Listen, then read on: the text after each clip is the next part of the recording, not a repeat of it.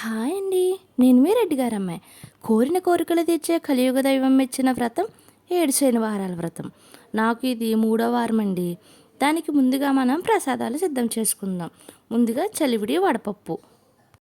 ముందుగా ఈ వీడియోని కొత్తగా చూసేవాళ్ళు నా ఛానల్ని సబ్స్క్రైబ్ చేసుకోండి. కొత్తగా పెట్టిన నా ఛానల్కి సపోర్ట్ చేసి మరిన్ని వీడియోస్ కోసం ముందుకు తీసుకెళ్ళండి. సబ్స్క్రైబ్. వత్తులు ముందుగానే నేను నానబెట్టి వేసుకుని ఉంచుకున్నానండి.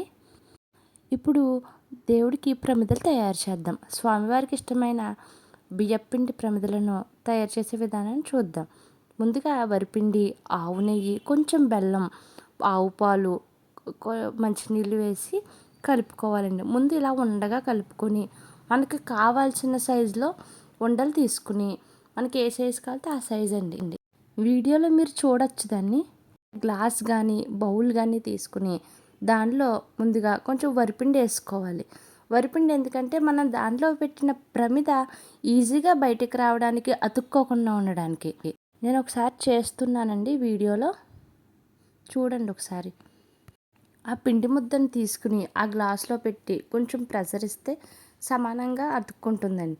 తర్వాత మనకి ఏ లోపల అనువుగా చపాతీ కర్ర కానీ మనకి ఏ స్పేస్ కావాలితే ఆ స్పేస్కి తగ్గట్టు వస్తువుని తీసుకుని లోపల మన ఒత్తులకు స్పేస్ క్రియేట్ చేసుకోవాలండి. చూడండి వీడియోలో మీకు చూడొచ్చు ఎంత ఈజీగా వచ్చేసిందో చూసారా అండి. నాకైతే ఇది అనువుగా అనిపించిందండి, అందుకని చెప్పేసి నేను ఇది తీసుకున్నాను. అదిగో మీరు ప్రమిదని మీకు చూపిస్తున్నాను, చూడండి ఎలా వచ్చిందో. అలా మీరు 7 ప్రమిదలు చేసుకోవాలండి. 7 ప్రమిదలు చేసుకున్నాక దానికి గోవిందనామాలు, గంధం, కుంకుమ బొట్లు పెట్టుకోవాలి. వీడియో తీయడం కుదరలేదండి, అందుకే మీకు చెప్తున్నాను. తర్వాత 7 చిమ్మిలి ఉండలు చేసుకుని ప్రసాదంగా పెట్టాలండి. ఇందాక చేసుకున్న చలివిడి ముద్ద ఉంది కదండి, దాన్ని జాయిగా ముద్దగా చేసుకుని ఒక బౌల్లో ప్రసాదం కింద తీసుకుని పక్కన పెట్టుకుందాం. వడపప్పు ముందే నానబెట్టేసుకోవాలండి. మనం పూజ స్టార్ట్ చేయకముందే నానబెట్టుకోవాలి.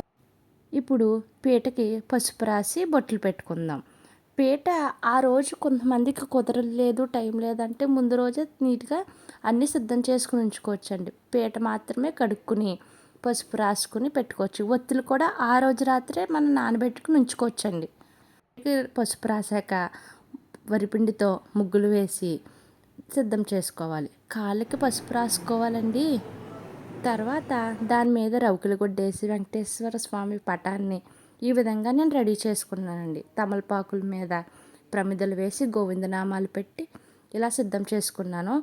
తర్వాత పసుపుతో వినాయకుడు, గౌరీదేవిని కూడా సిద్ధం చేసుకున్నానండి. వినాయకుడు, గౌరీదేవికి ఎప్పుడూ కూడా చాలా దగ్గరగా పెట్టాలంటే దూరంగా పెట్టకూడదు.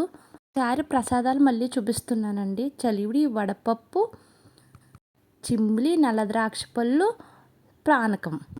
ఇంకా మీరు ఏదైనా ప్రసాదాలు పెట్టుకుంటే మీరు పెట్టుకోవచ్చండి, అది ఎవరిష్టం వాళ్ళది.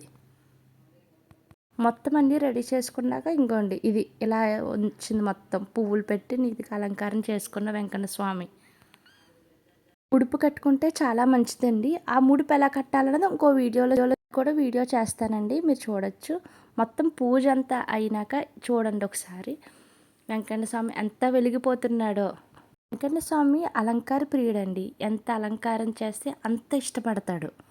మన కోరికలు ఖచ్చితంగా తీరుస్తారండి. చెప్పినది అయితే ఏ లోపలే తన కోరిక తీరిందండి. మీకు ఏమైనా డౌట్స్ ఉంటే కామెంట్ చేయండి, తప్పకుండా ప్రతి ఒక్కరికి రిప్లై ఇస్తానండి.